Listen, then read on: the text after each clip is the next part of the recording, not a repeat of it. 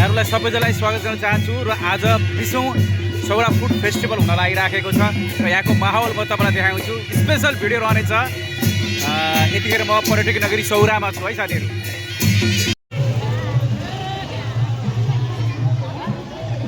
यो देखिरहनु भएको छ तपाईँले अब र्याली हुन लागिराखेको छु। 20औं सौरा फुड फेस्टिभलमा हामी रहिराखेका छौँ। यो आयोजना गरेको यो 20औं संस्करणमा हामी रहिराखेका छौँ। यतिखेर र्यालीको लागि विभिन्न सङ्घ संस्थाहरू चाहिँ एकदम तयारी अवस्थामा हुनुहुन्छ भने यतातिर हात्तीलाई पनि ब्रेक देखिएको छ। यो दृश्य मैले तपाईँलाई देखाइराखेको छु।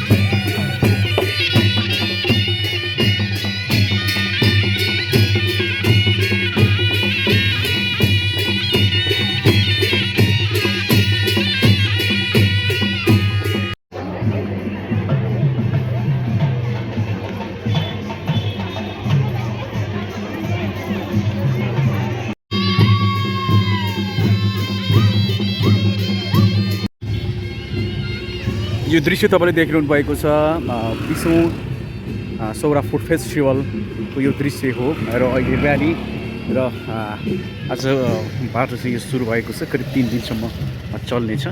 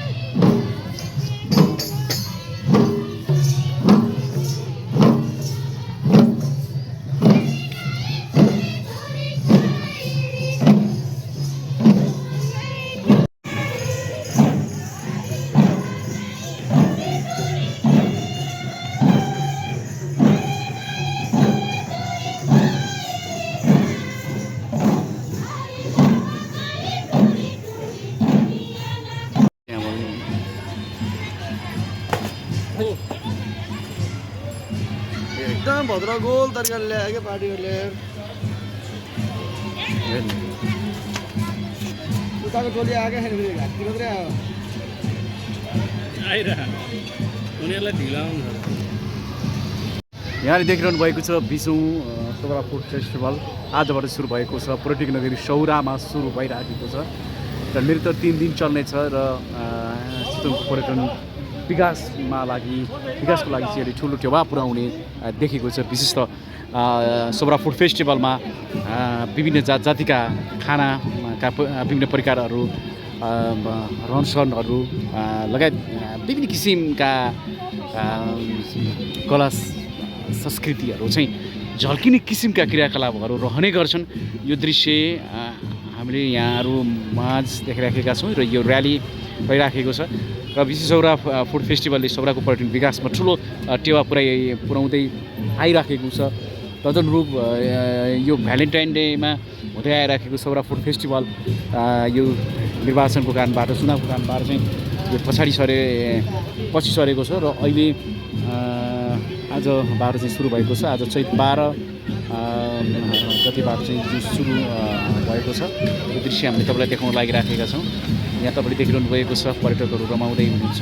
कतिपय पर्यटकहरू यो हात्ती चोक रहेको छ। हात्ती चोकमा चाहिँ यो र्याली निस्किसकेको छ। हात्ती चोकमा र्याली आइपुगेको छ। 20औं सौरा फुड फेस्टिभलमा हामी रहिराखेका छौँ। सौरा नेपालको पर्यटकको चाहिँ एउटा ठुलो महत्त्व बोकेको सौरा पर्यटक हो र यतिखेर चाहिँ यो तयारी तीव्र रूपमा चाहिँ अगाडि बढ्ने क्रममा र्याली आज यो र्यालीको माहौल मैले यहाँहरूमाझ देखिराखेको छु।